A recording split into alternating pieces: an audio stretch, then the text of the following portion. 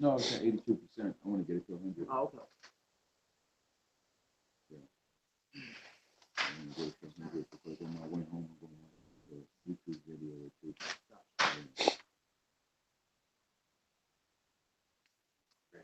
Yes, sir. Good.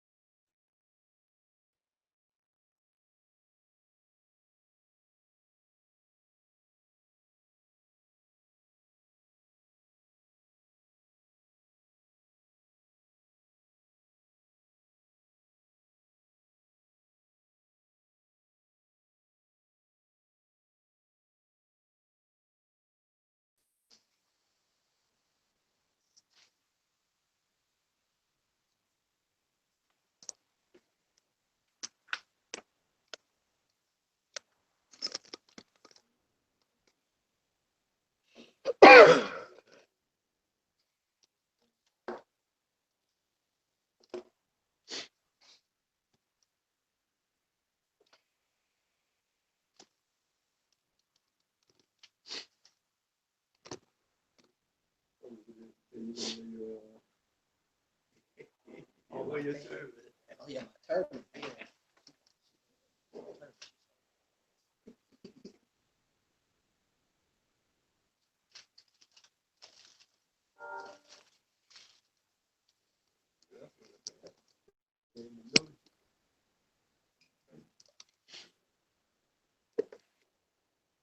Okay. This book is so old, it doesn't have an ISBN number. All right. That's, I'll show you what I'm talking about. This Oh, okay. That makes makes it easier to find. everything. Okay, so one of the before we get started, I want to make sure everybody knows when you comment or you read, make sure to really, really project your voice. Because one of the complaints I'm hearing is that when everybody's reading or coming, that they can't hear you. And then when I went back and listened to a couple of the playbacks, I can't hear anybody. Oh, You know, only this table. So when you're over there, make sure to, project loud. They're like, they want to hear what you all are saying, but they can't get away from this table. I'm going to get a mic. Next week we'll have a mic plugged in to my computer that extends out. So Can I suggest, until we get that, maybe you reiterate what the question was if it's off of this tape? okay, you can do that too. No problem. Okay, so look. Another way to help project your voice is to not read down into whatever you're reading, but to bring it at eye level. Then, project your voice in that manner. You won't have the sound going down, you'll have it going across.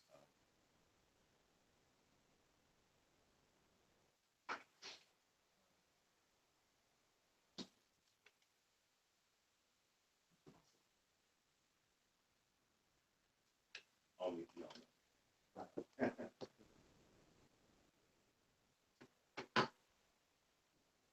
Oh, I didn't know.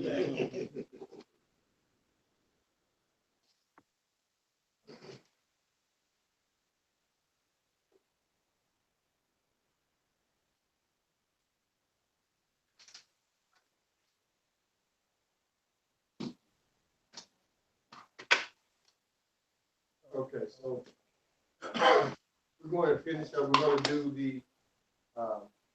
the Treaty of Peace and Friendship, and we're going to look at the Treaty of Tripoli. Okay, so we're going to look at them both. We're going to you have the printout of the Treaty of Peace and Friendship as well.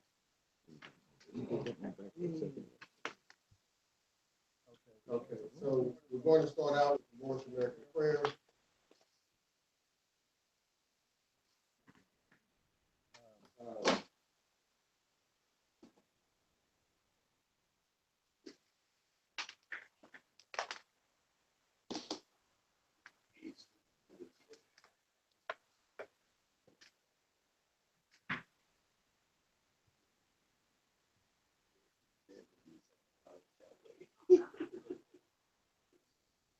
All right. All right. Let's go. I'm gonna go to that. Go ahead. Allah, Father of the universe, Father of love, truth, peace, freedom, and justice. Allah, my protector, my guide, and my salvation, by night and by day, through his holy prophet, through Ali. Amen. Allah, Father of the universe, Father of love, truth, peace, freedom, and justice. Allah is my protector, my guide, and my salvation, by night and by day, through his holy prophet, through Ali. Amen. Allah, Father of the universe, Father of love, truth, peace, freedom, and justice. My guide and my salvation, by night and by day, through his holy prophet, through Ali. Amen. Allah, Father of the universe, Father of love, truth, peace, freedom, and justice. Allah is my protector, my guide, and my salvation, by night and by day, through Ali. Amen. Allah, Father of the universe, Father of love, truth, peace, freedom, and justice. Allah is my protector, my guide, and my salvation, by night and by day, through his holy prophet, through Ali. Amen. Allah, Father of the universe, Father of love, truth, peace, freedom, and justice. Allah is my protector, my guide, and my salvation, by night and by day, through his holy prophet, through Ali. Amen. Allah, of love, truth, peace, freedom, and justice. Allah is my protector, my guide, and my salvation, by night and by day, through his holy prophet, through Ali. Amen. That's it. No, that's it. We did it. 7. That was 6 or 7. What? No, I was counting. I was counting. That was 7.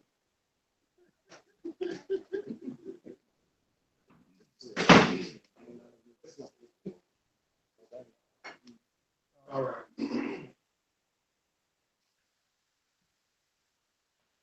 So, question, what is the reason, the bottom line reason for the necessity of studying these treaties? Because they're still in effect when they apply to us now.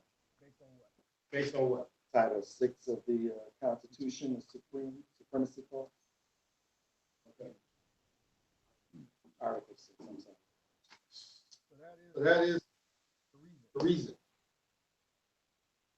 Outside of one, of course, you know, the history. But it's the enforcement of that we're concerned with. Are they relevant? Are they still, in effect? And how can we apply it? You'll get a lot of different people going with different, saying that it's the longest unbroken treaty.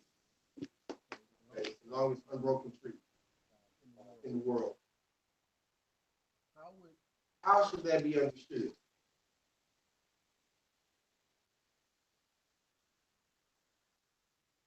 It's still in effect. How? Being broken. Let me clarify my question. So, it's a known fact that the U.S. has had hostilities to the Moors here on this land. Okay. So if that is true, and as we go through the treaty, we will see that what's written in the treaty itself, when dealing with Moors, in this form has been broken. Okay. So then the question becomes, why or how is it still considered the longest unbroken? Because things that we're going to go through, we know that we were enslaved and all these things. So then how is it true that it's the longest unbroken treaty in the world? How would that be? Then be because this is still Morocco. Okay, but if this is still Morocco, based on the Treaty of Tripoli and the Treaty of Peace and Friendship, then the question becomes, how is it not broken? They found a loophole with the 13th Amendment, right? Because we have to have 12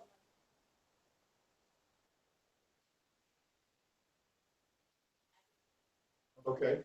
Now, with the treaty, okay, with that being true, is this treaty still unbroken?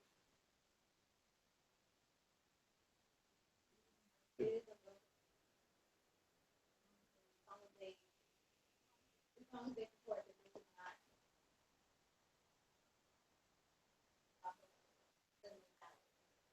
Explain it to me. Because they consider Morocco in Africa, and Morocco over here. Yes. Then the treaty doesn't exist. Okay. You're following. Yeah, so far. Okay. So what has happened is that Morocco being over there. So the history of this in its modern application, the way that they present it, the way that they present it is dealing with Morocco there. When you say they, you're speaking of. U.S. The way the U.S. presents the Treaty of Tripoli and the Treaty of Peace and Friendship, Morocco, North Africa. Africa. Right. It's not for here. So this is the trickology that they use. That also is a removal of the birthright. Okay, so we're going to move all your stuff over there. So it doesn't even apply. Doesn't even apply. Okay. Okay. So Is that why they keep trying to make us go back to Africa? they ain't tried. I mean, they can do it. What they're doing is that in order to never let the Moors know this is part of the Great Supreme West, is that they never give you the old attributes or nomens of the land. They don't let you know that the treaty was signed here, or that the king was here. They don't go into all that. That history is far and hidden away, in your Library of Congress. It's very difficult to find. You have to look through, the loopholes as they present them, to be able to peek out those parts of the history. Is that the treaty belongs to Morocco over there? Has nothing to do with it. So this is how they're able to dress it up as the longest treaty. Okay, but if we're adding in the history that was here, they violated the treaty.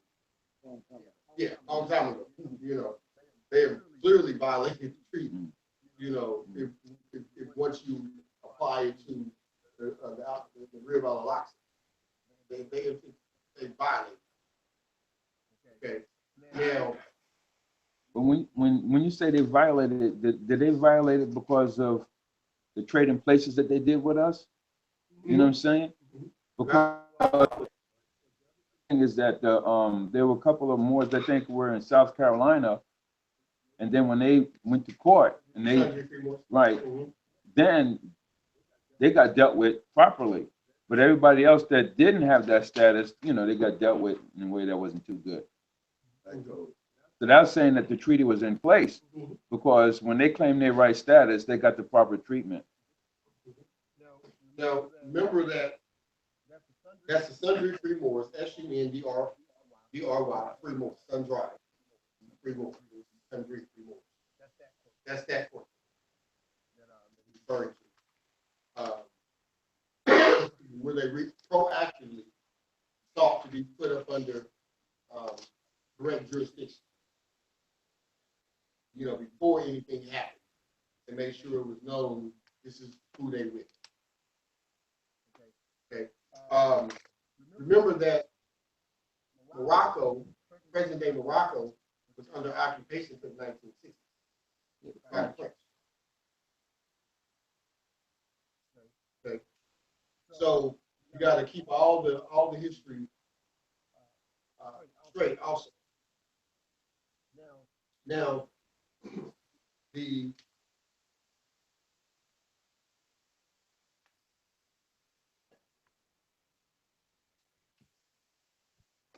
to get into the signers.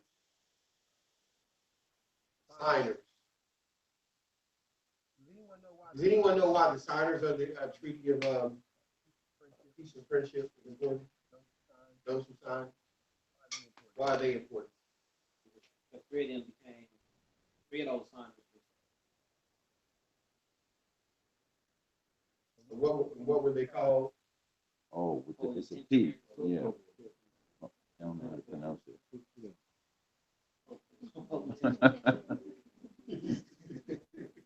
Which means diplomat, and I have the power to speak for that. Oh. That's also going to deal with some of your ranks and masonry also. And yeah, they like Spear said, they become the first three presidents. The only one that didn't was Jefferson. Gordon took his place. What about Ben Franklin, right? Yeah, I'm sorry. Jefferson, but Yeah. Yeah. Ben Franklin, good catch. Yeah. Ben Franklin. Is the volume up everywhere? Because I got something Let me check it.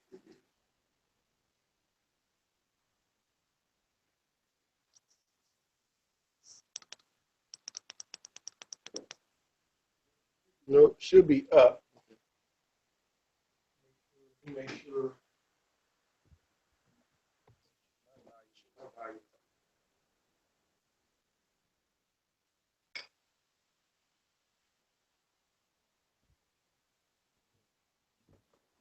Ask them, can they hear well now? And who, can they hear me or can they not hear the comments?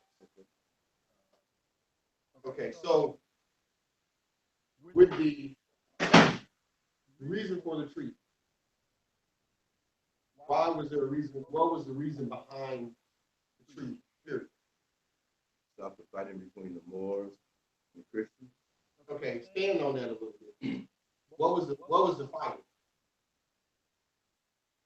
Fighting was, this has been for world dominance is what it's been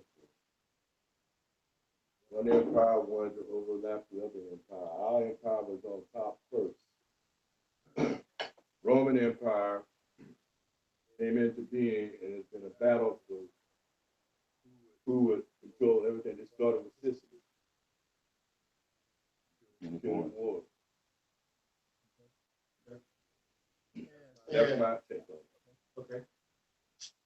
Somebody else give me some more background on the necessity of it, just more angles of history as to why this becomes, necessary.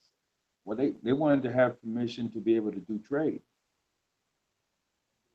And there was a lot of pirating going on. People were getting jumped at sea and their stuff being taken.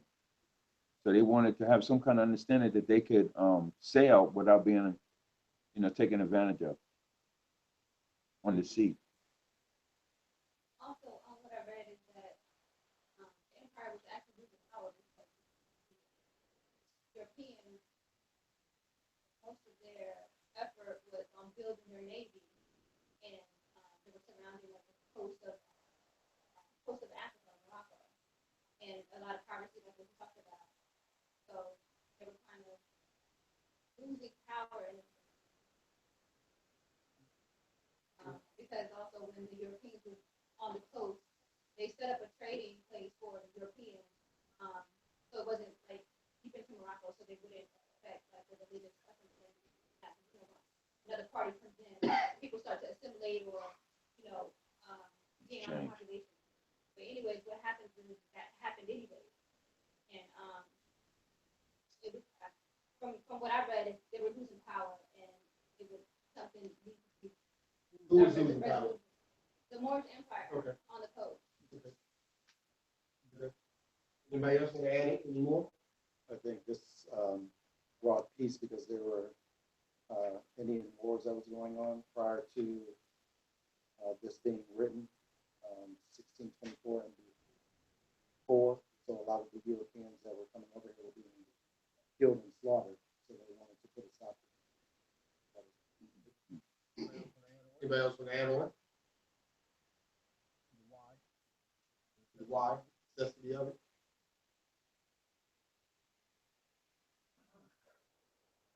I'm not sure, but just based on the historical context of all the infighting between so-called indigenous Native Americans and colonists over, it's my perspective that a lot of these treaties had to be put in place because it gave more effort towards their efforts in colonization.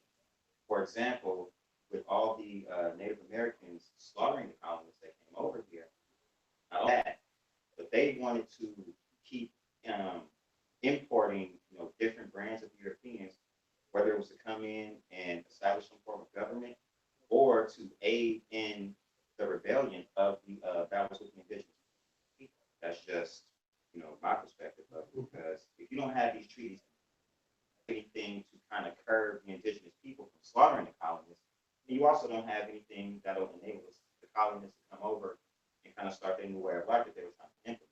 So, Okay. So everything everyone is saying is true.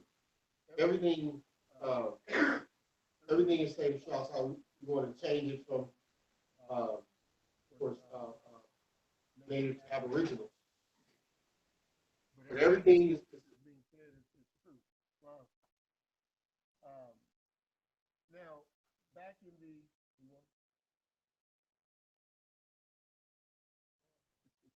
it's 3 years. Yeah, 10 minutes before.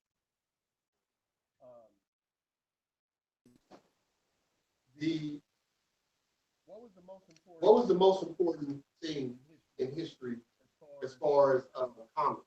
What was the most important? Give me some. What was the most important thing to control in historical time prior to the 1900s and even really today, when we're speaking about generating wealth and commodities? What is the most important thing to control? And we're not talking about food. We're talking about what do you have to control in order to be able to accumulate the wealth with your commodity? Resource, seed. Exactly. It's the trade record. It's the trade record. And if you don't understand that one part of what makes this the necessity, the Treaty of Peace and Friendship is a necessity because it gives the Albion access, unencumbered, to trade records. And this is why you're going to see in certain aspects of it some of the wording that he uses when he's speaking about them being able to do trade. Because remember the ports, these are all Moorish ports. Albion didn't have any ports. So how was they going to get off the ships? How was they going to be able to get the merchandise out? They had no ports. I was reading an article and it was saying that West Coast, like the Bay Area, San Francisco and stuff, had red flags. They called us the Barbary Coast. Yeah. Oh, yeah, that's right. I'm sorry. It's just something just clicked. Yeah. Understanding from that standpoint, remember that the Vikings were originally the Vikings. The Vikings were Moors, B-I-C-K. B-I-C-K-I-N-G. Vikings. Okay, that was us. Up until 1850, you have petitions from Albion to King George first, second, third, petitioning him to stop the Moors from kidnapping their donors, their family off the sea. The Moors were, we have to remember that there were prior treaties before this. And in truth, we as Moors were violating. Okay, we were violating a lot of the treaties ourselves. Right. We had a slave trade. We would Yes. kidnap the Albions. Yes. Slave The beginning slave trade was us trading it, and especially the Albion woman. Okay, that was the beginning, the origin of the trade. So we would sign a treaty with the Albion, with the Germanic tribes, the Red Men of the Roman. They would attempt to do their commerce, and then we would show up and take over their ships, and then hold them for ransom. And so they could not trade. They had no access. We were overtaxing them. Okay, so they had no ability to stop us from overtaxing, because it isn't like they could go to a different port. All the ports were run by Moors. See what I'm saying? So this is common knowledge when you get in, but when you get into true history books, they'll tell you. What's the history? One book that was written, White Cargo. Yeah, White Cargo. You have the author name? Hold on, I'll Okay. Yes. have to get it from Amazon. I can look that up. Oh, you do? Okay. Don Jordan?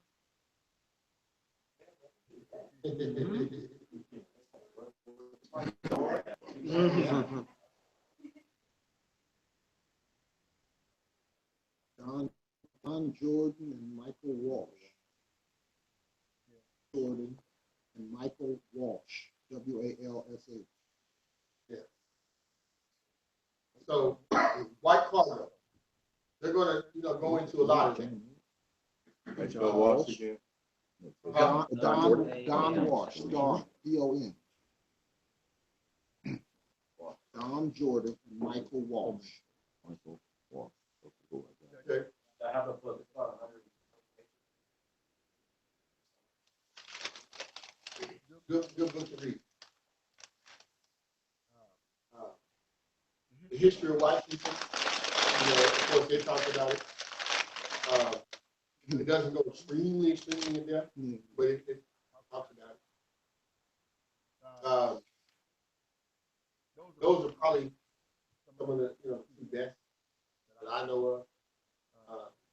Ancient and modern Britain touches on it also. But this is what was going on. This is what was actually taking place in the world at this time. How they're teaching it is that you had the Albions who were in control from 1492 onward, which is completely not true. The way that they show it is that all of a sudden, when the Moors fell in Granada, that was the collapse, and then they went and were dominating the world. And so that's so far left of the truth that it really wipes out, stops anyone from learning exactly how we actually feel. For instance, here I was going over this in a video on Facebook for where I was talking about the fact that you have the Moorish area, you have 13 bloodlines that you'll rarely hear them mention. Those 13 bloodlines become different ports and different colonies that they call the 13 colonies. But that existed based on 13 Moorish bloodlines that were here in those territories. Right. When they got here, we understand. For those who may not say it again. Mm-hmm. Yeah.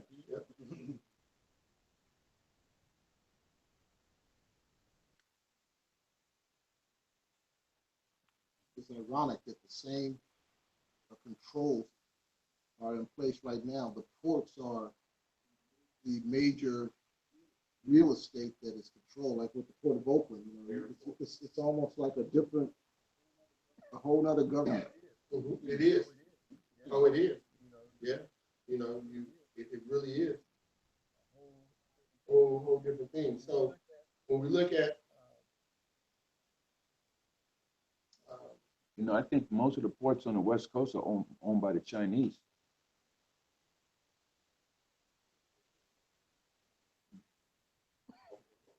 No, all the ports on the West Coast, meaning LA, San Diego, LA, Oakland, Seattle, and maybe Portland. he's back. He's back. He's back. There's love. So we have we're going to look at the letter from George Washington in 1789. Now this is 2 years after this. 2 years after the treaty. Okay. 2 years after the treaty. I don't think it's in there. Oh, it's not. Okay. Oh, no, it should be in there. It's in Yeah, here? it's actually in there somewhere. Oh, okay. If you have your full package, you go through. Yeah. Oh. Yeah. So listen to what it says, understand how, because we're dealing with the necessity of what was really going on with the street.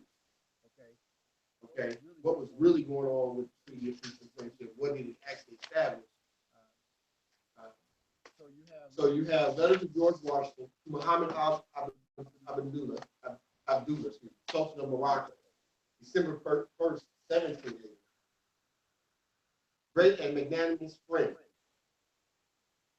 Since the date of the letter which the late Congress, by their president, addressed to your Imperial Majesty, the United States of America have thought proper to change their government and institute a new one, agreeable to the Constitution, of which I have the honor herewith to enclose a copy.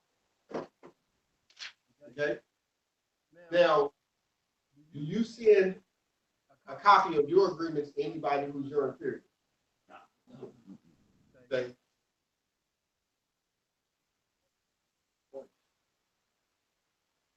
The time necessarily employed in the odious task and the disarrangements occasioned by so great, through peaceable, though peaceable, a revolution, will apologize and account for your Majesty's not having received those readily advised marks of attention from the United States, which the friendships and magnanimity of your conduct toward them afforded reason to expect. So what did he just say? Sorry for not sending you your money. Okay, word, they didn't use the word, money. Okay. So he's saying, based on our understanding, we apologize for not sending you what we owe you. Okay. The United States have unanimously appointed me to supreme executive authority in this nation. Your Majesty's letter, August 17, 1788, which by reason of the dissolution of the late government remained unanswered, has been delivered to me. I have also received the letters which your Imperial Majesty has been so kind as to write in favor of the United States to Bashars of Tunis and Tripoli. And I present to you the sincere acknowledgments and thanks of the United States for this important mark of your friendship for them. We greatly regret the hostile disposition of those regencies toward this nation, who have never entered them, is not to be removed on terms of our power to comply with. Within our territories, there are no mines, whether of gold or silver, and this young nation, just recovering from the waste of dissolution of a long war, has not, as yet, our riches by agriculture and commerce. But our soil is bountiful, and our people industrious, and we have a reason to flatter ourselves that we should gradually become useful to our friends. So what did he just say?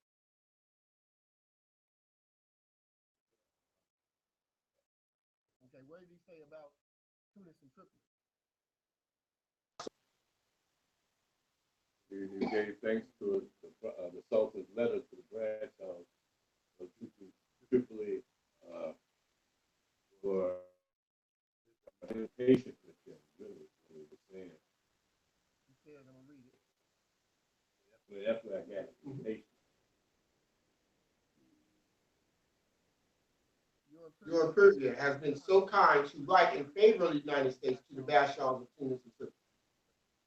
And I present to you the sincere acknowledgement and thanks of the United States for this important mark of your friendship for them. It sounds like you were saying that the United States owe more than they also owe favors to Tunis.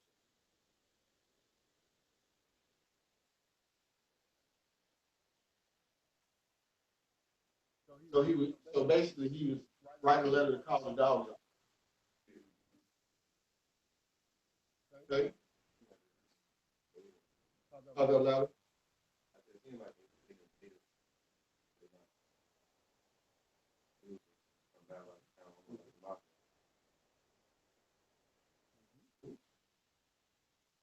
Now, it says, the encouragement which your majesty has been pleased generously to give to our conference with your dominions,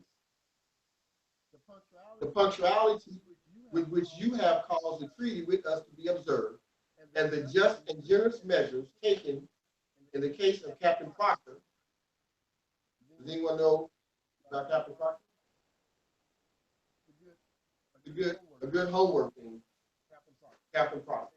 It ain't nothing that serious, but he was just a man, I think he was captured, and they would get released.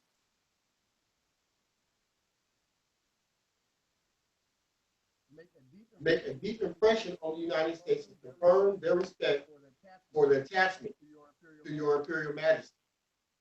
It gives me great pleasure to have the opportunity of assuring your Majesty that while I remain at the head of this nation, I should not cease to promote every measure that may be conducive to the friendship and harmony which so happily subsists between your empire. Now, who's them?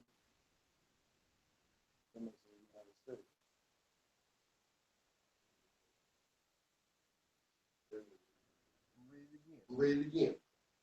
It gives me great pleasure to have the opportunity of assuring your Majesty that while I remain at the head of this nation, I shall not cease to promote every measure that may conduce to the friendship and harmony which so happily subsists between your empire and them.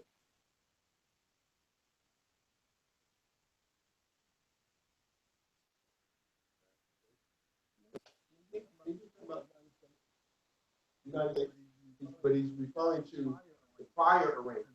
Because remember, he's writing a letter to let them know of the new arrangement. He's basically saying, I will, while I'm here, make sure that I promote the same type of peace and stability and relationship that the prior government. Okay.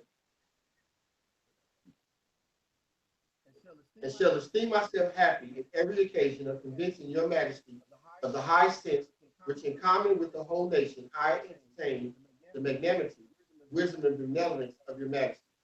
May the Almighty bless your Imperial Majesty, a great and magnanimous friend, and his constant guidance and protection.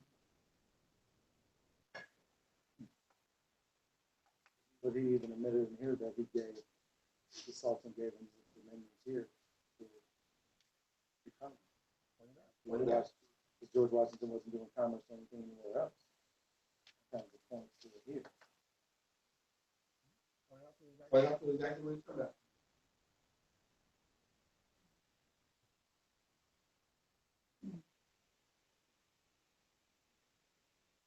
whenever I've read this letter like around 10 times so far. And it's not until recently that Morocco is not somewhere else. And it makes such a big difference when you see it in a different context. Remember that when the Albions first came, they came here as limited liability corporations. Okay. We all understand that. They got a charter. Okay, they first got charters. King George I. You have the Virginia Company. Okay, you have the Massachusetts Bay Company.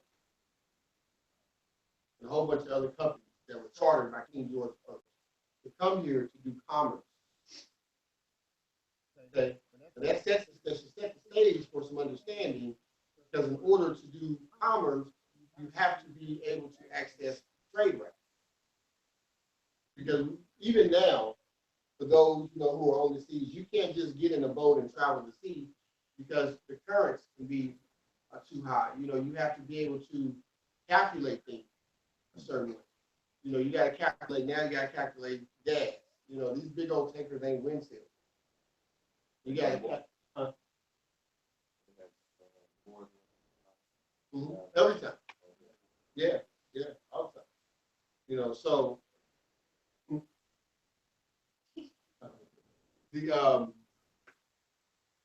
you have to have access to the ports. Without access to the ports, your stuff gonna spoil.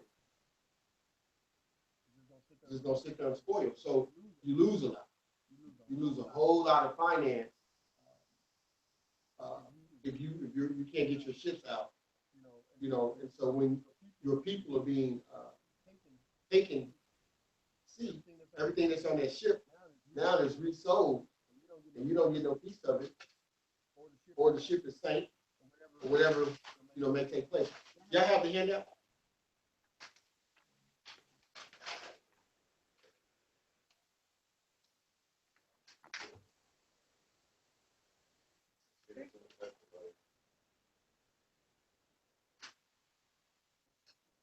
Okay, so let's get into the.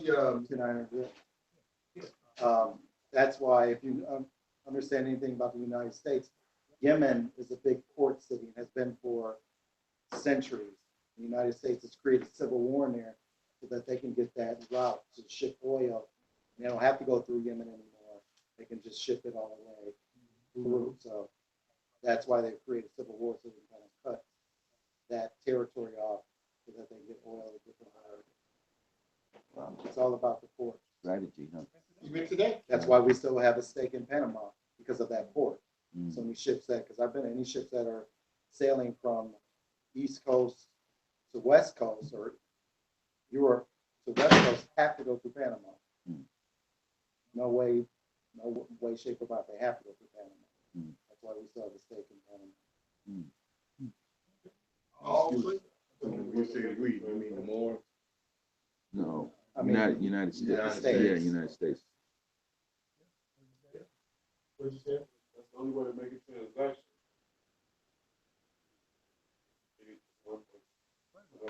Trade route. All trade routes, even today. The fight today is trade route. Trade routes are the power. And that's also going to take you back to part of the fight that started with the Punic War. Remember that Carthage was the biggest maritime seafaring empire on the planet. So Carthage controlled all the ports, around the west and the north coast of Africa.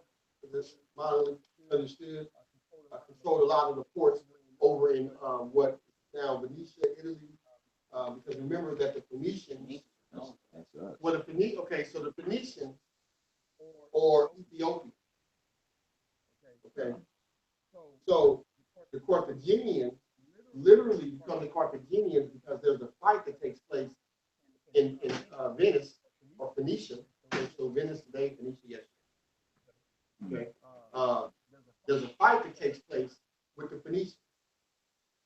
When this fight takes place with the Phoenicians, a group of the Phoenicians, now remember this is the same people, They then leave Phoenicia and they go and start the Carthaginian.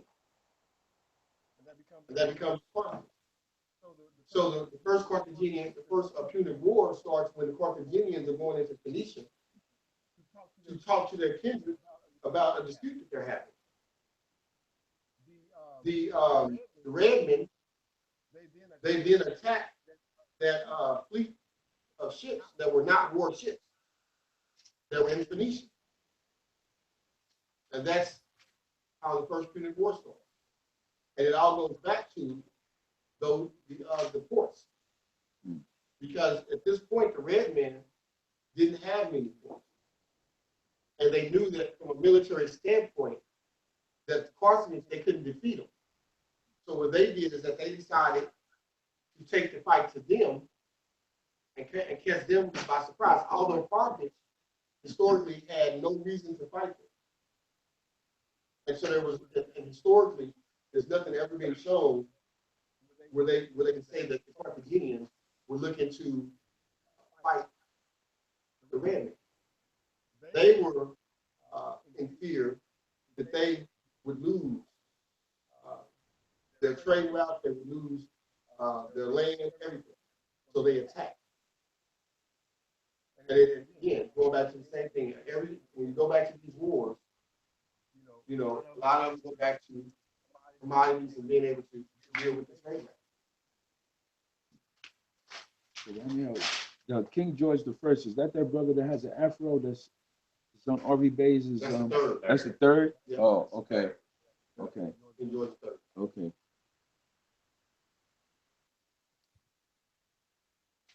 Okay, so for my people who are looking online, and SAC, I sent y'all some material for next week, not this week. We got to finish up this. So you will not be able, I'm going to put it up on the screen. We're going to get into the Treaty of.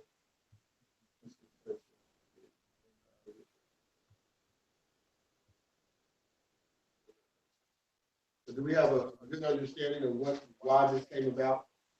Any questions about that before we actually get into it?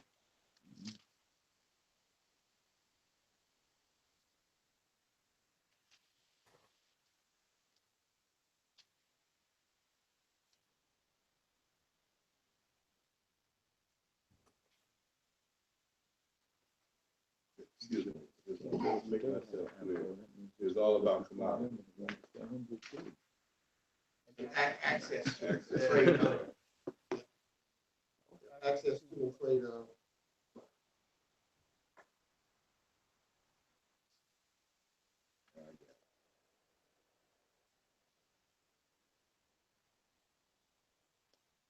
Okay, so who wants to take first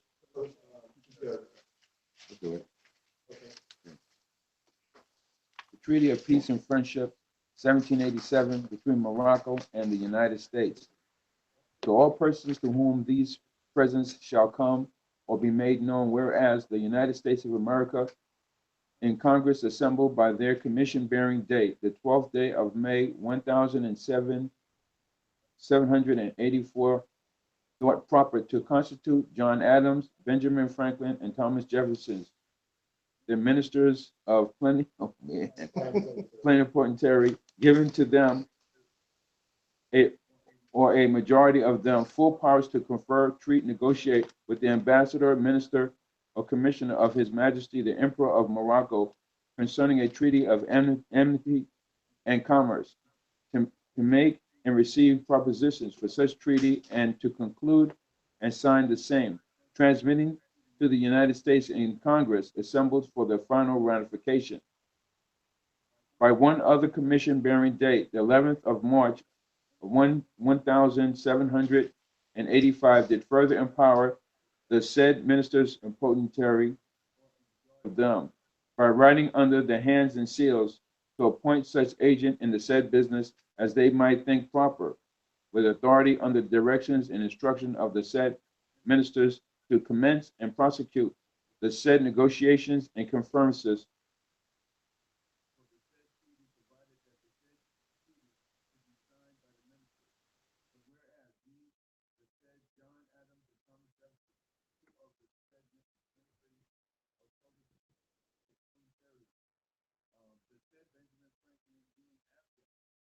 under the hand and seal of the said John Adams at London, October 5th, 1785, and of the said Thomas Jefferson at Paris, October 11th of the same year, did appoint Thomas Barclay, the agent in business for said, giving him the powers therein, which by the said second commission we were authorized to go give, and the said Thomas Barclay, in pursuance thereof, bath the arranged articles for a treaty of amity and commerce between United States of America and His Majesty the Emperor of Morocco, and the seal with his royal seal, being translated into the language of the said United States of America, together with the attestations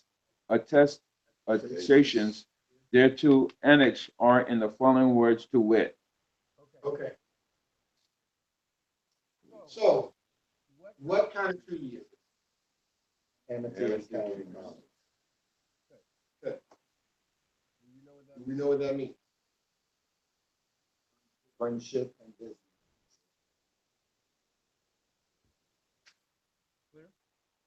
Clear? You want to see it?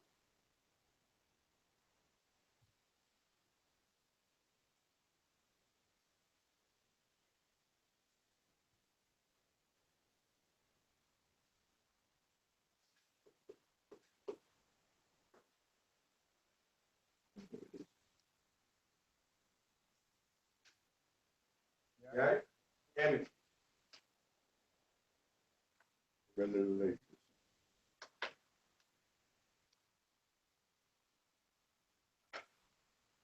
All right, so that is the relationship. Friendship is commerce. So based on commerce. Now, what does friendship mean? Both parties benefit from the relationship. Right. Mutual. Right. That has to be understood. This is a treaty about friendship. You have to know what friendship means to understand the treaty also. So amity just has a friendly relationship. What is friendly? What is friendly? Friendly means both parties benefit. Don't mean I like you. Okay. The word friendly just means Cordial. right. Equitable relationship. It's Both mutual. parties benefit. Right. Mutual. Okay.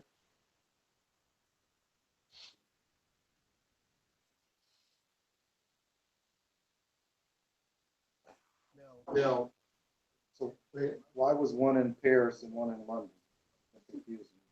which part? You had John Adams that was in London and Jefferson was in Paris. I don't really have any idea. Let me look at it. Right under the hand. London.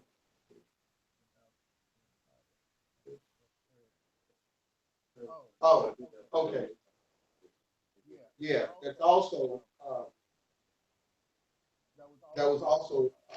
Paris was also the home office, for the United States. Right. Oh. Because the United States incorporated 1764, France. Okay.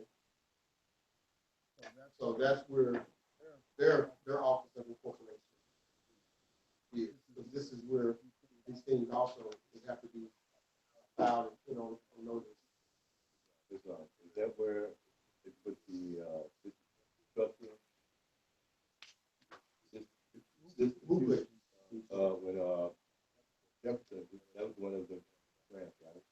Right. The Sister Q Trust is 16. You talking about the original one? The original was 1600. 1600. But the one when they was setting up their commerce and trade with Morocco over here. Okay, that Sister Q Trust would be a creation of the 14th Amendment. Yeah.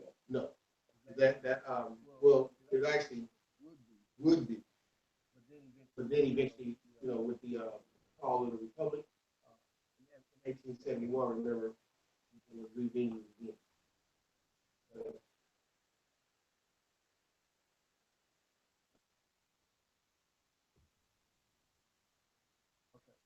Okay. So who wants to take, starting in the name of God, to Article 7? Go ahead. In the name of Almighty God, a peace and friendship established between us and the United States of America, which is confirmed and which we have ordered to be written in the book with our royal seal. So, in the 25th day of the blessed month of Shaban, in the year of 1200, trusting in God, it will remain permanent. Stop. Repeat everybody. One, keep going. That's too important. Two things. One that I forgot to mention. We moved on. Did you also notice that the original treaty is not written in English? Oh. Yeah. Okay. Yeah, but it tells you it's not written in English. English. The original is not written in English. Okay. Now, read that year one more time. 1200.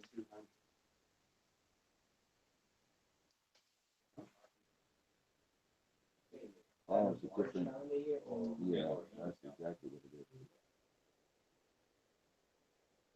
is. He not specifying. Oh, I'm thinking you just said one. No, Yeah, it's Moorish County. That's the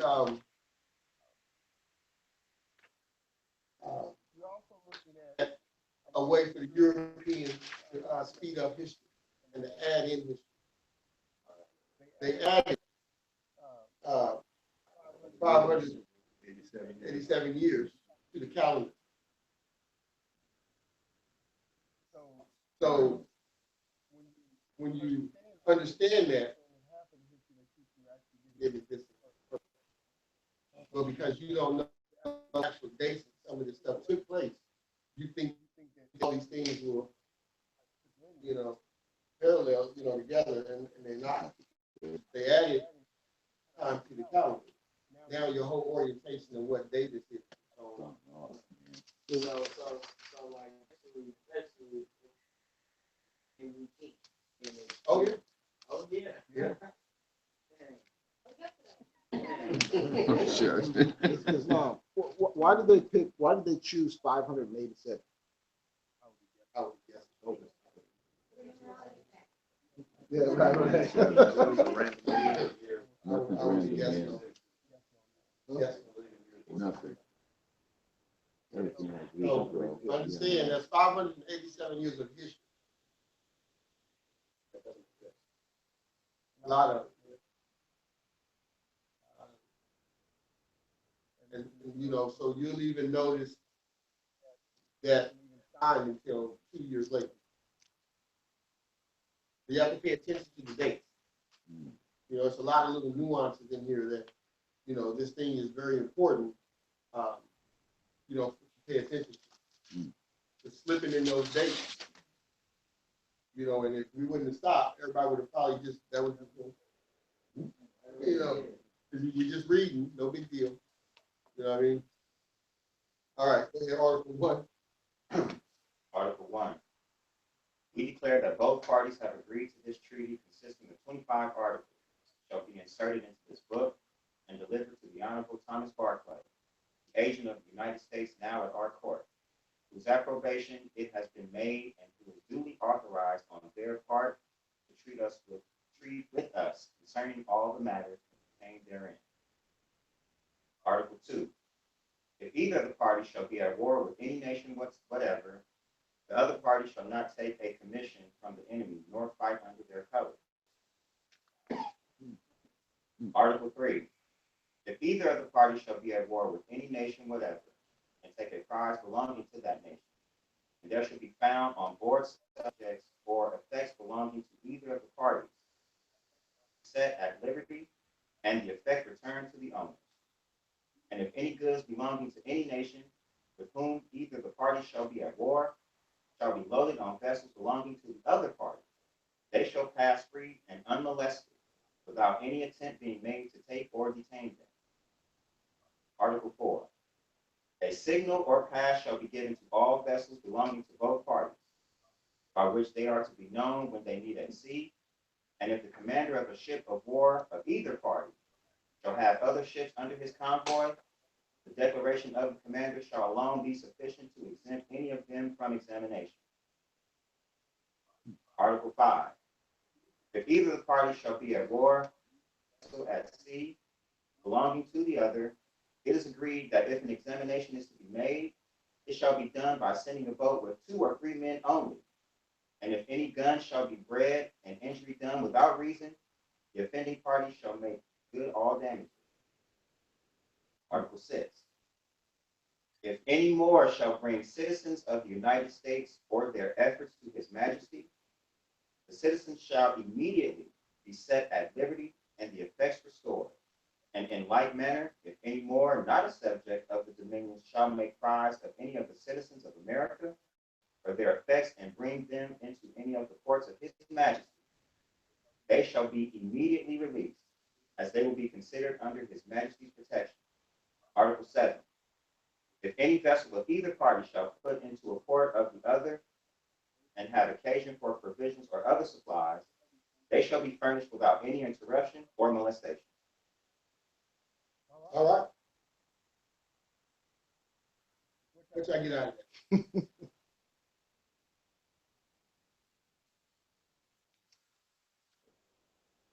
Happy like that. So when I'm riding around in my vessel, I was detained. Go ahead. I was just looking at Article 5 for highwayman.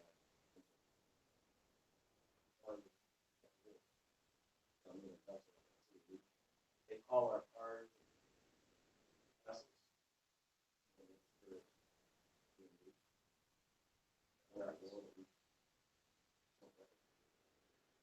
They always show up 2 or 3 at a time. Even if you're walking down the street and they pull you over, if you pull over, it looks like they're active.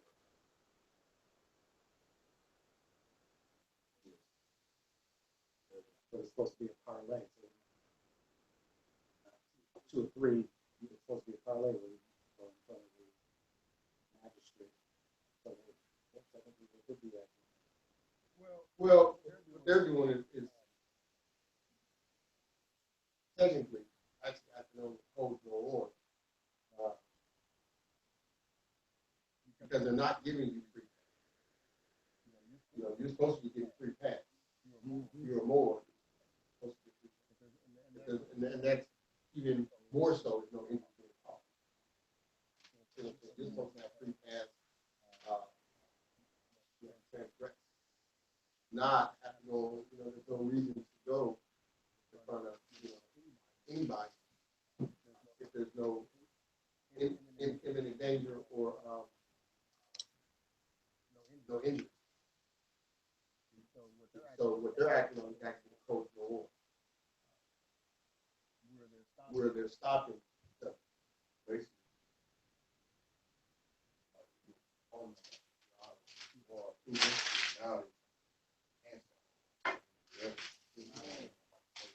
Because you are no longer a Moor, you saw it, you've done it.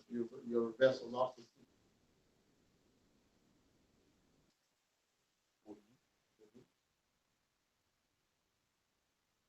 I got from this that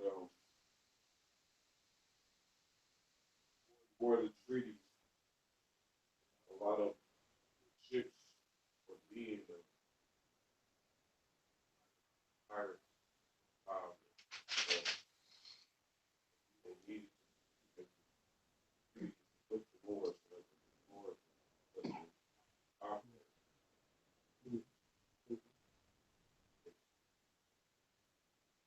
I got a question. Wasn't both parties doing the piracy?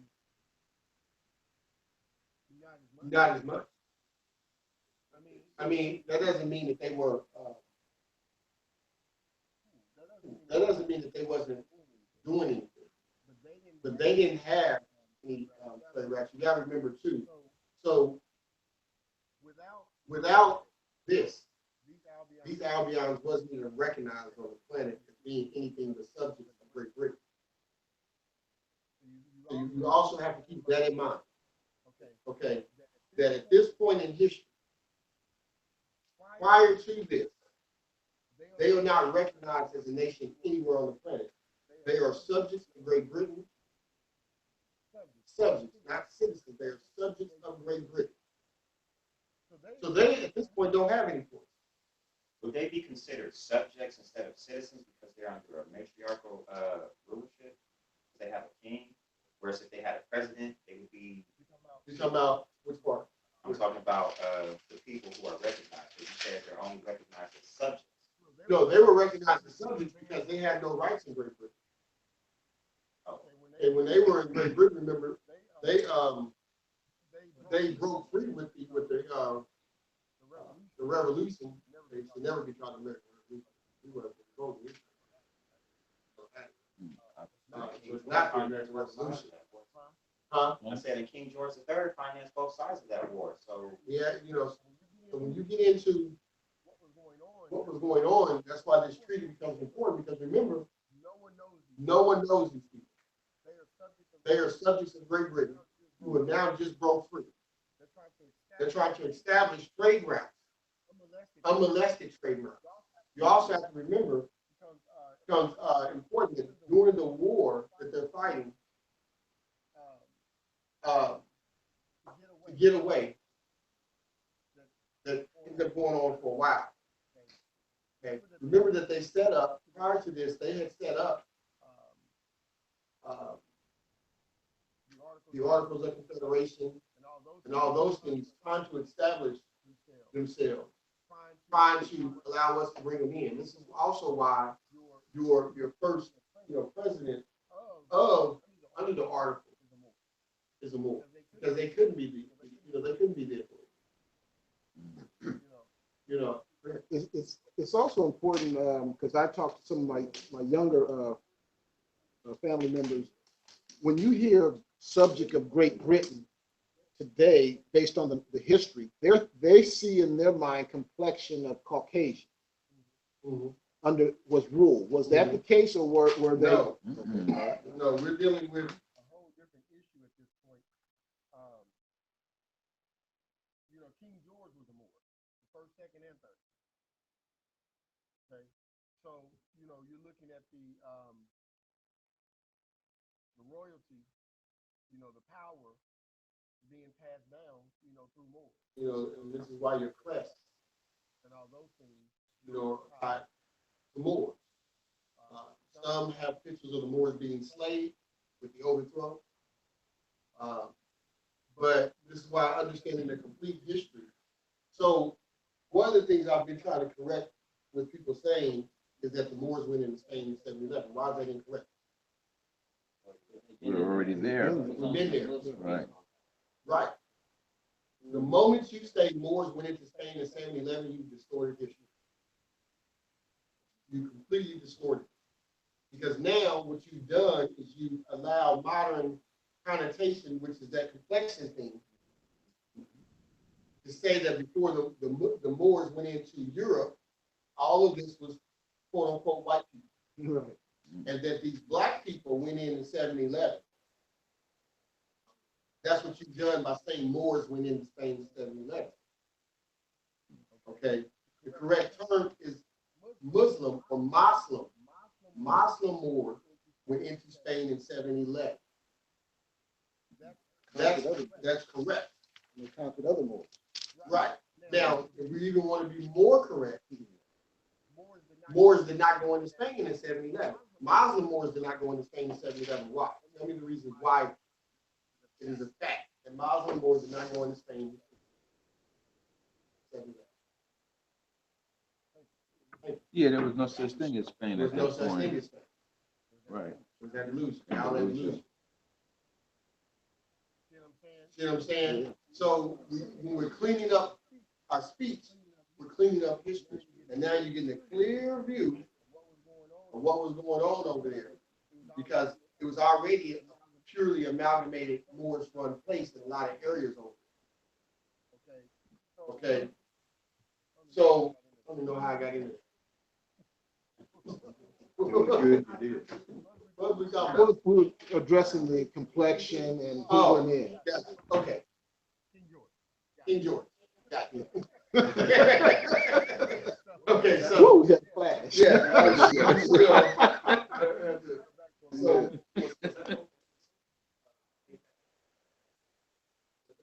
So, I think it was Made to eat it, fill it. the Moorish of the. Oh, you're talking about, you're not talking about the eternal. Okay, which one are you talking about?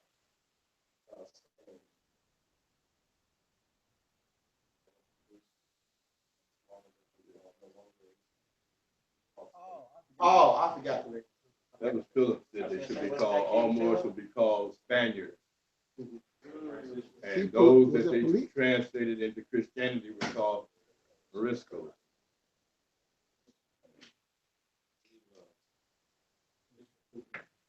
So,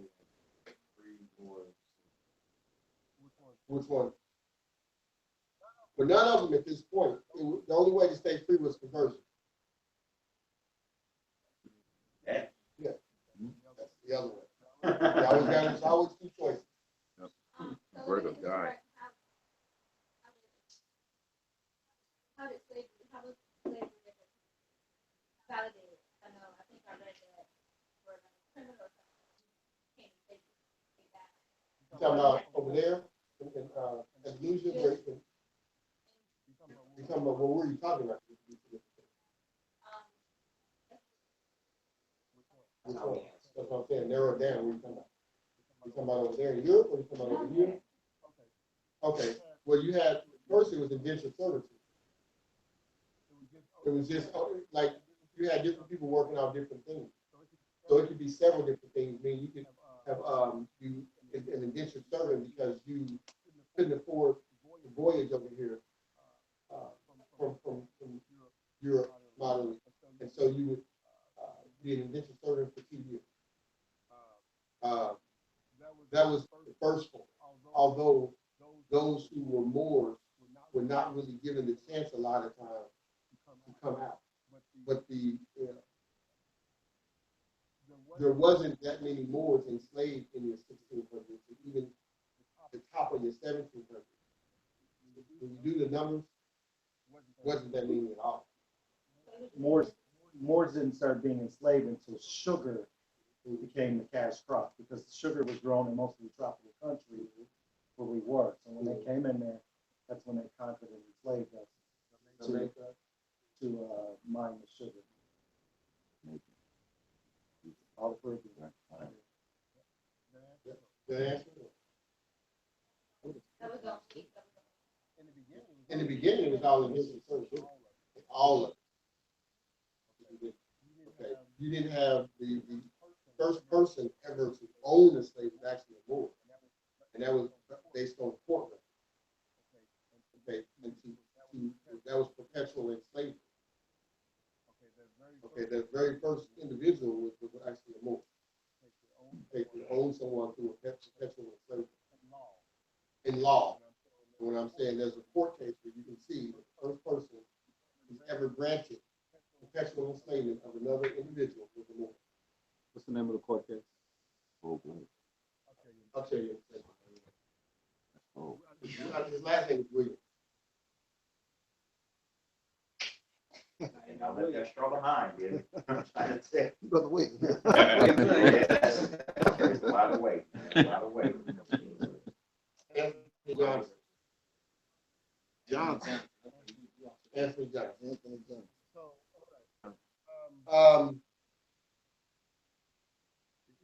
Either party should be at war with any nation, whatever the party shall take initiative from the enemy, not fight under their colors. I found that very, very peculiar. Like, why do they not want us fighting under our colors? They'll fight under the enemy's colors. So what they were saying is that basically you have to stay out of it. Don't have nobody beat it. Don't take sides. Right. We can fight on the same side, but we don't fight against each other. Or you're never supposed to fight with so-called enemy.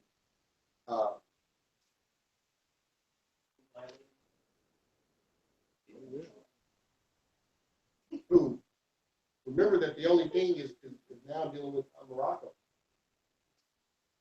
So they really, see, this is why I pay attention to the wording becomes important. Because now they've taken an empire. Because remember, this says empire. Okay, they've rewarded it to the state or country of Morocco. Oh. See what I'm saying? See what they've done? They transposed it. You can read this and it clearly says that they're doing a treaty with the Moroccan Empire.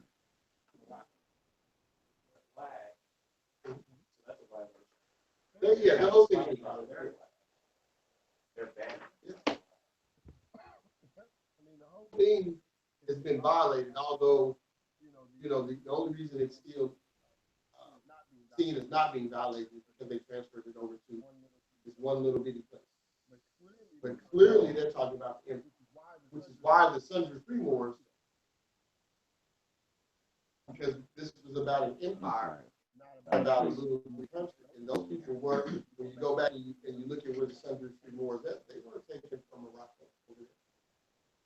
Oh, that's real. That's right. That was here.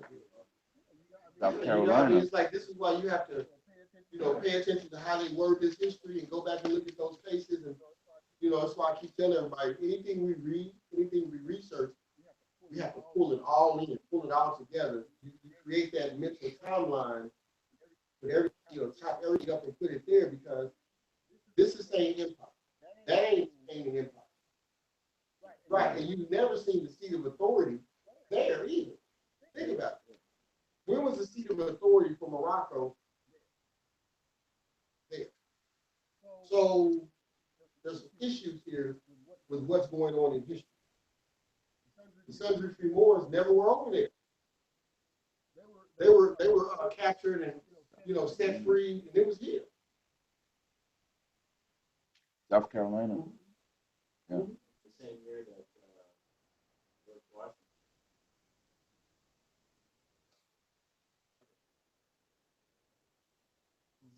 Mhm. 89.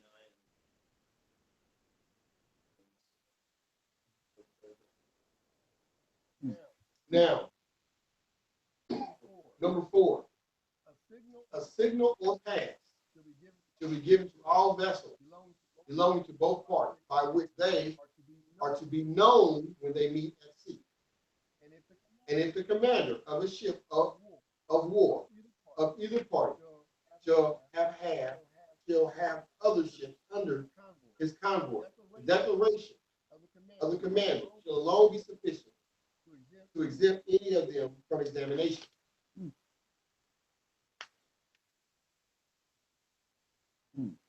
So that means that gave the captain of the ship the complete authority to say whatever he said. He said, "Can't board my ship under certain circumstances." That's what it was. That's his declaration.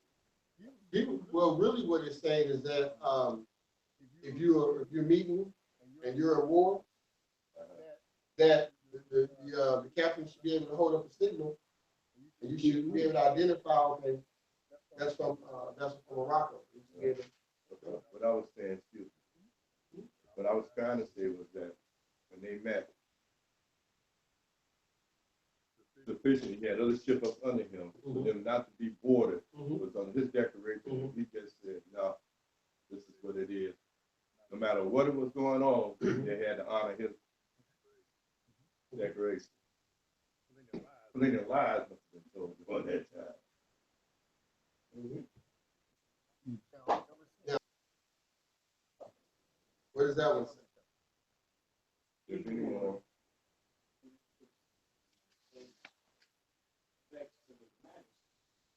Citizens shall immediately be set at liberty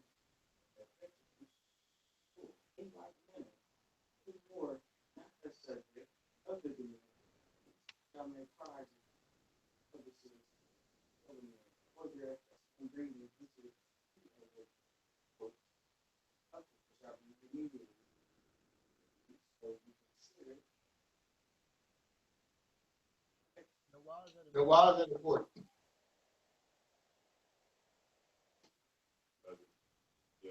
Albion kidnapped a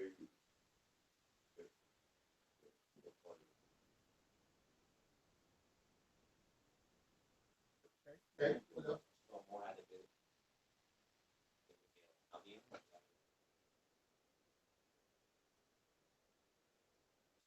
Speak up, I can't hear you. Hello?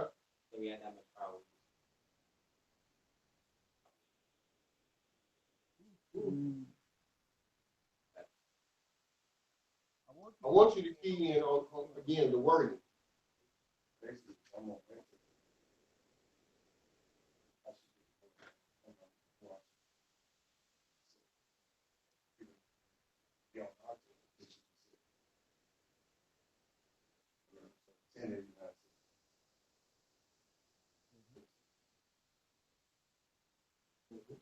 Like today, more.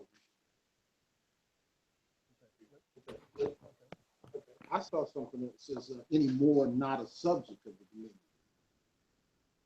Yeah. Are they talking about outside Moors or citizens of British Moors? Okay. Okay. So let's look at that. Let's look at this closer. It says, if any more shall bring citizens of the United States or their effects to His Majesty. Can we stop right there? Are we referring to the His Majesty of the Moroccan Empire, or are we referring to His Majesty King George? No, Morocco, the empire of the country. Okay. The citizens shall immediately be set at liberty and the effects restored. What that said is that if a Moor kidnaps an Albion or steals their stuff and brings it to the territories of Morocco, that the Albion and those things stolen from the Albion shall immediately be set free and restored to their condition before they were stolen. Okay. Okay? And in like manner, if any more not a subject of the dominions shall make a prize of any of the citizens of America or their effects, and bring them into any of the ports of His Majesty, they shall immediately be released, as they will be considered as His Majesty's protection.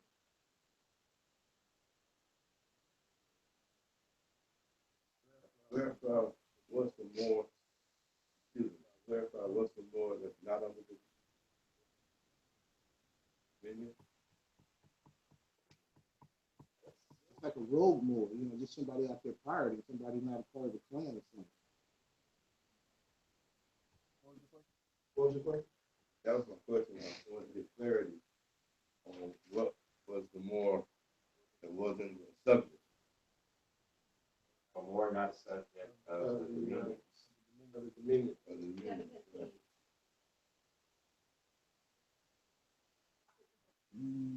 It said the dominions of Morocco. Citizen of the United States. Go where? Speak up and go. You got to Oh, you're saying. speak up so they can hear you. So the first line says citizen of the United States. Third line says citizen of.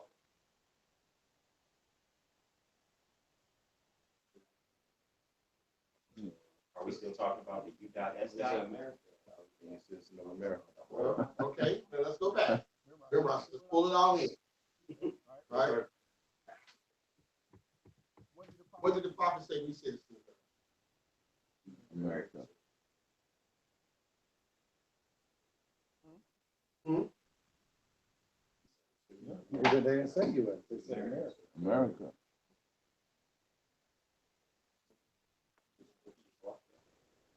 Okay, so you have two different things going on. You have the U.S. and then you have America. Yeah, those two separate things. Okay, so now you have to put them in their place with the understanding that they're two totally different things. Right. Now what I'm gonna try to do is get my hands on the Arabic translation. Because I've never seen it. One. I'm trying to find it. Because I want to, and I'll probably find it by next week. And I'm going to translate. I'm not. Yeah, I got a book. I'm going to put it, I'm going to translate through the computer. But because I get the feeling that if you reread it through Arabic, that it says a lot of things a little bit different. Okay, and it'll probably have a lot more clarity. So I'm going to try to get my hands on it for it next week. Translate it all out. And yeah,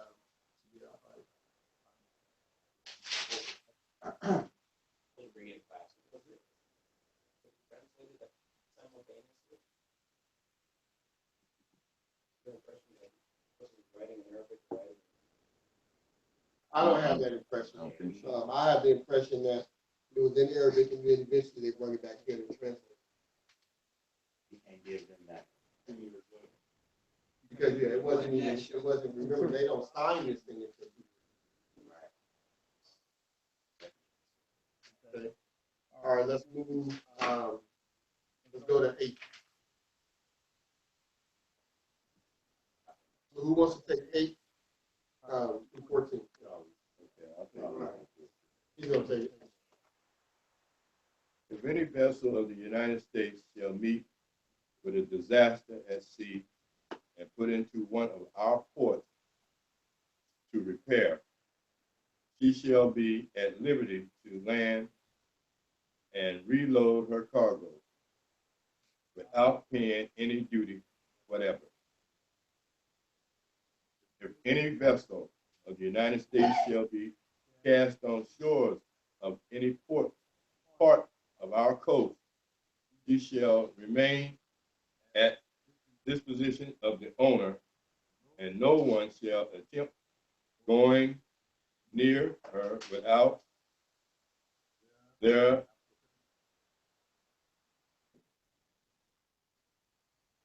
just for clarity, for those of you that don't know what application means, it's given your authority, you give them the right to do this, right? We keep going, and we'll come back to that. As she is then considered particularly under our protection, and if any vessel of the United States shall be forced to put into our port by stress of weather or otherwise, she shall not be compelled to land her cargo, but shall remain in tranquility until the commander shall think proper to proceed on his voyage. 10. If any vessel of either of the party shall have an engagement with a vessel belonging to any of the Christian powers within gunshot of the port of the other, the vessel so engaged shall be defended and protected as much as possible until she is in safety. And if any American vessel shall be cast on shores on the coast of Wanu or any coast thereabout, the people to her shall be protected and assisted until by the help of God they shall be sent to their country. 11. If we shall be at war with any Christian power, and any of our vessels sail from the port of the United States, no vessel belonging to the enemy shall follow until 24 hours after the departure of our vessel.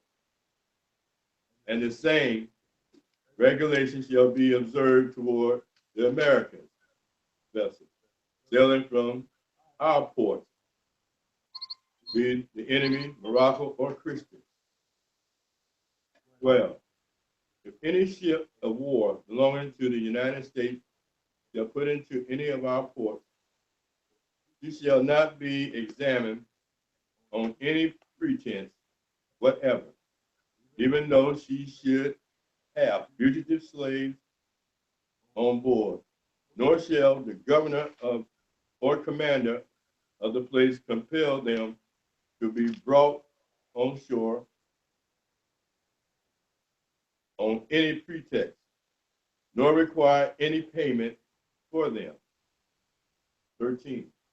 If a ship of war of either party shall put into a port of the other, salute, it shall be returned from the fort with the equal number of guns, not more and not less. 14.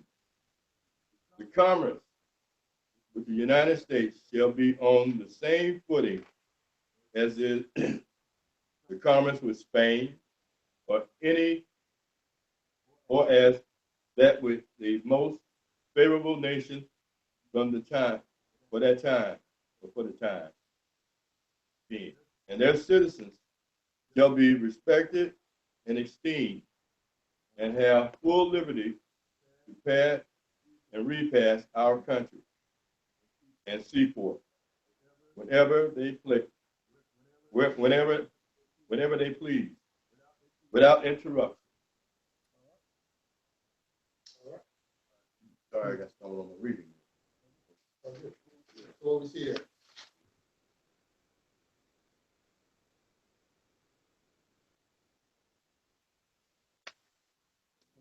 So we see that you cannot, a vessel cannot be pulled into a port for repairs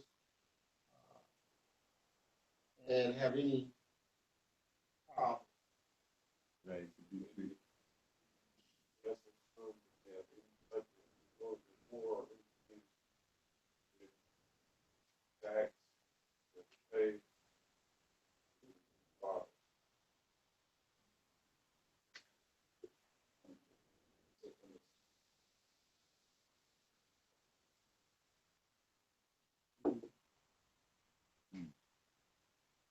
What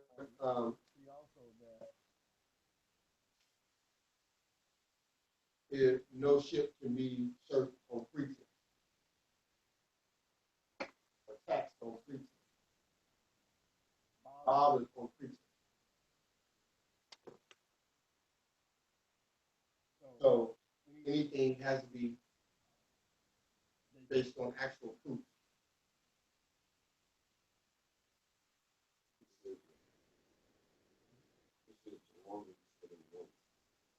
Where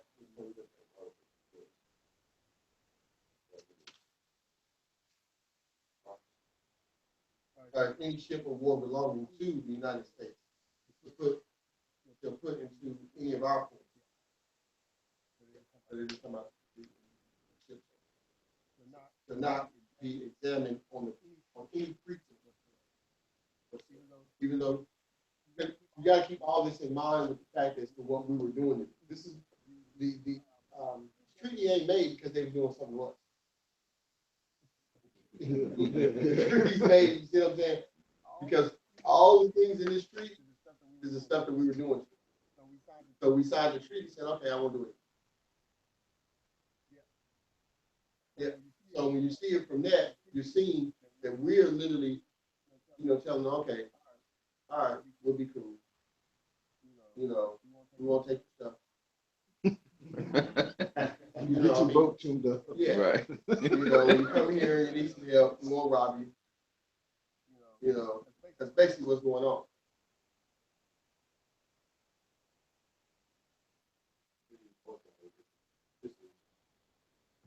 Yep. Yep.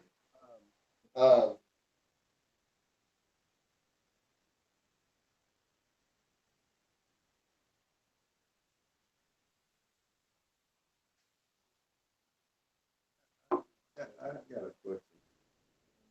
On with the flowers.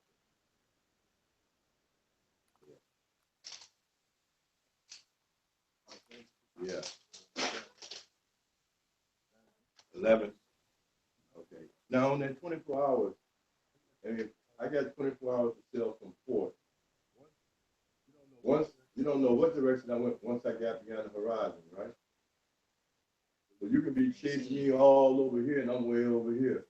That was the grace that I had 24 hours to get away.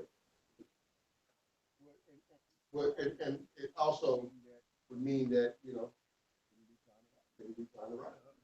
Yeah, I'm just saying, you had 24 hours to get out of sight. It was a way to actually have an agreed upon time, you know, to regulate. So that, you know, no stone left unturned. That was for either party, right? Basically,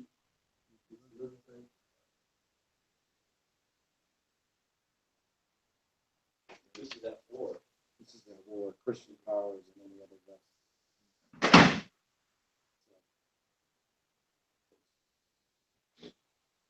Whether the enemy be more or Christian. So that goes for both of us then.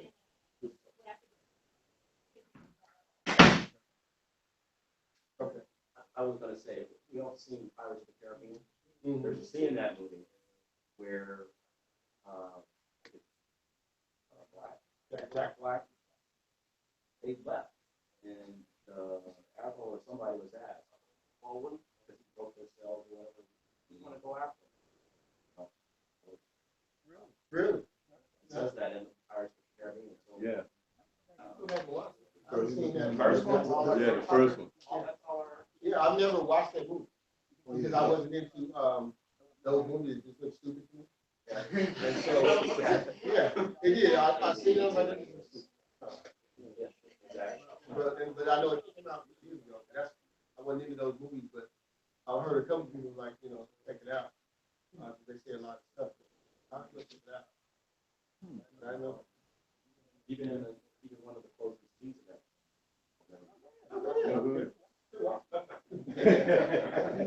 Anything gonna stop you from watching it? I was gonna say there's one of the closest scenes where we had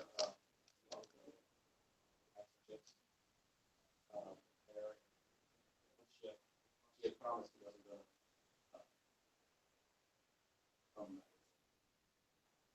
and he did. Our one shot. And everybody was standing by. All of the pirates came by.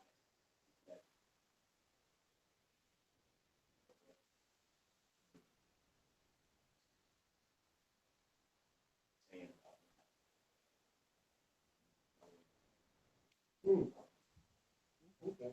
That was the second one, right? Yeah, that's when he had made a deal with Black, with Black was supposed to turn snitch on the rest of the people so they know, bring them out the cold so they can come in and kill them. Right. So back to 11, you said you don't understand. Okay, so let's read it. If we, Empire Morocco, shall be at war with any Christian power, and any of our Empire Morocco vessels sail from the ports of the United States, no vessel belonging to the enemy, Christian power, shall follow until 24 hours after departure of our vessel. Okay?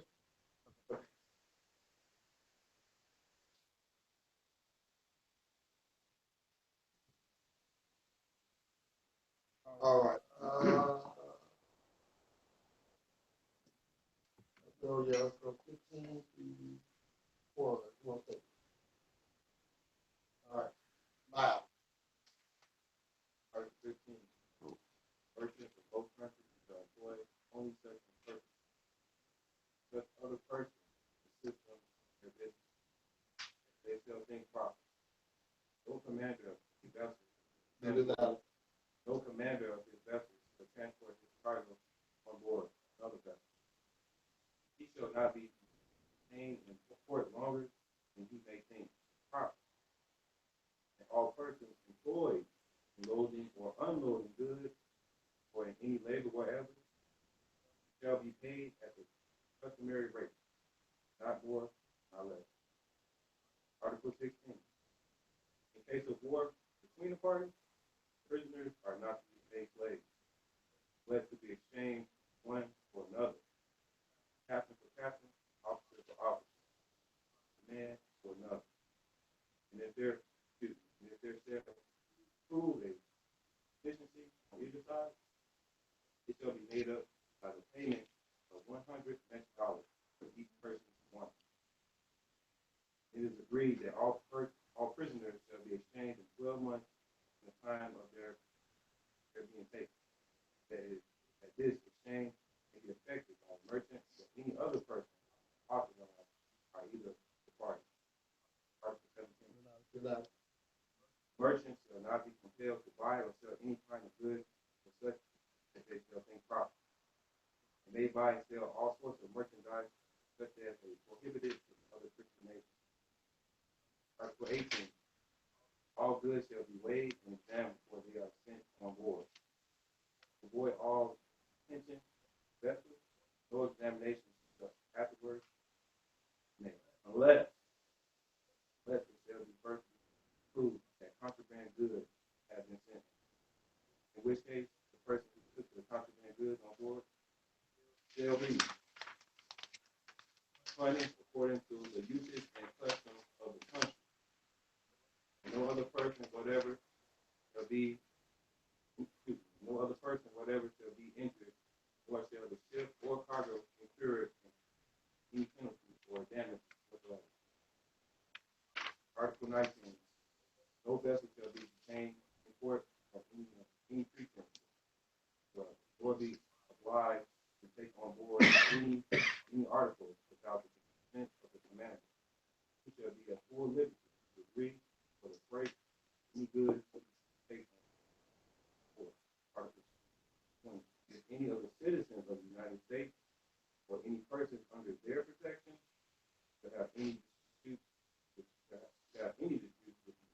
other, the council shall decide between the parties.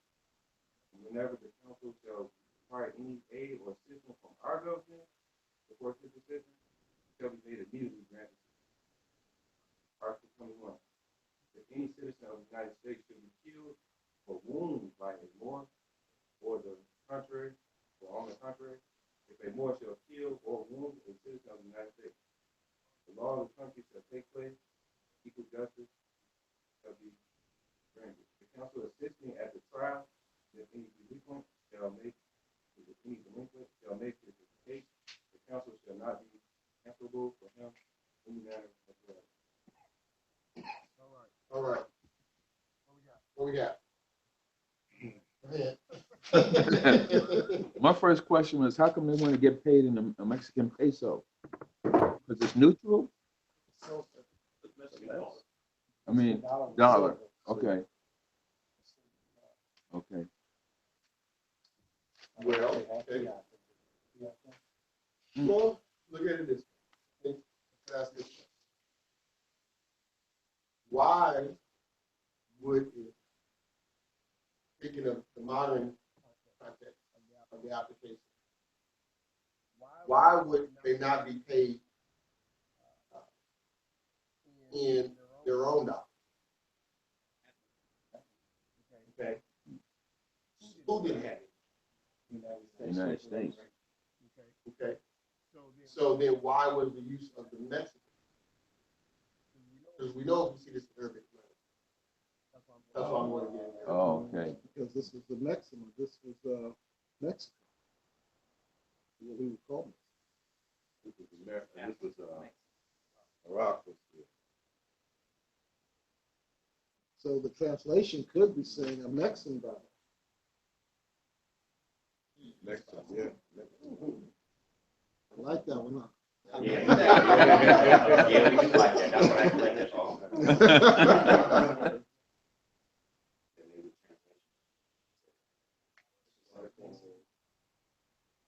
16. I've gone 16. like,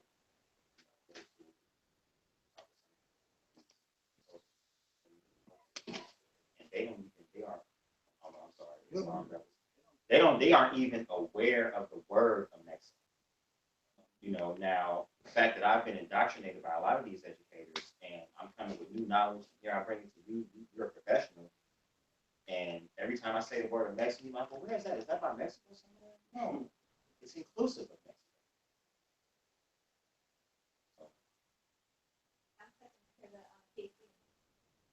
That could be dangerous. Yeah, I love going to them dudes, man. It's like whatever you think you know, let's sit down and we come to my history, you come to yours, and we'll meet in the middle. Work But it I out. guarantee you, I'm bringing things that your books don't talk about because I've seen the education books. I'm going outside of that.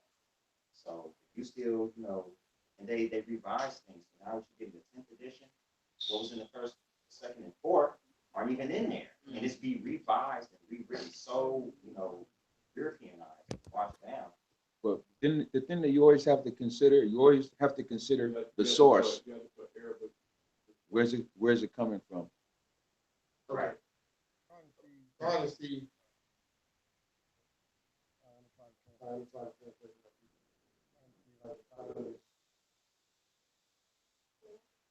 Yes, a Mexican peso, the Mexican dollar. Same thing on there. What's up, man?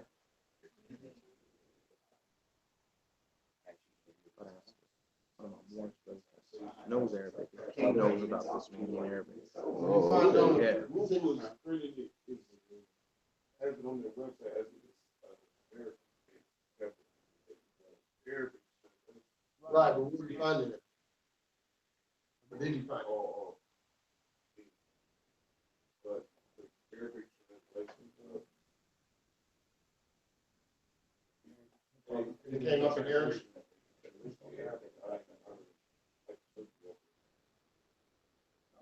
How is it coming up? Same thing you put it early. What if you go to Avalon Project? Avalon? It has like there it is. There, look. No, that's just the translate. I don't want the translate. I want the original version so that I can then copy and paste and do what I need to do to get translated. Because if I do a translator, it's going to translate what it says in English now. Right. To Arabic. And I don't want that. I want to go to the See original. the Avalon project? This right here. Let me see if they have it.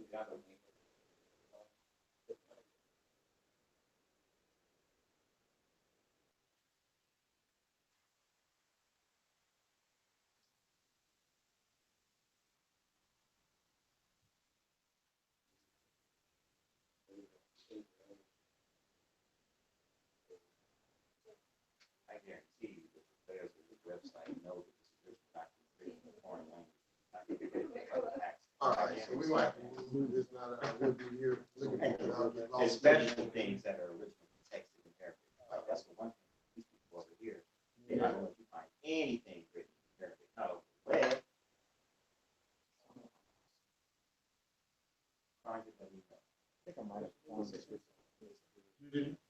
Yeah, through a Moorish brother that knows Arabic. I'm actually texting him to see if he has the. Yeah. So we're going to leave off here. Because, we got 5 minutes. So finish this up. And then we're going to get into the Aboriginal treaties on this land. Next week, we're going to get into the treaties that we signed within the different 5. Now,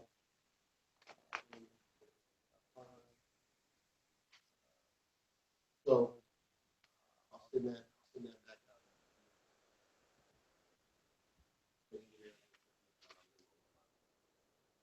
Anyway, we have